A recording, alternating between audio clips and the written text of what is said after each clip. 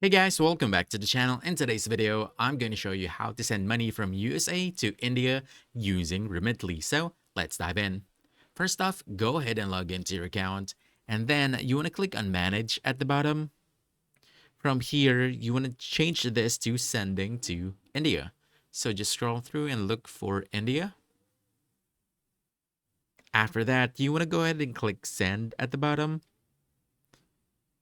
And then from here, you want to make sure that you are sending using USD, and then you want to make sure that they are receiving Indian rupees.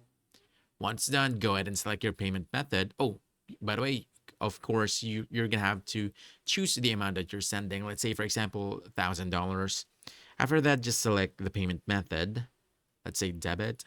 Scroll down and then hit continue. On this next page, you will choose the delivery method. So choose which one is applicable to you. So let's say, for example, UPI. After that, just go ahead and click continue again. And then from here, you're going to have to provide the UPI ID. And then after that, just go ahead and click continue and follow the next prompt. And basically, that's it. Now you know how to send money from USA to India using Remitly very easily. So if you found this helpful, don't forget to hit that like button, subscribe for more quick guides, and I'll see you in the next one. Thanks.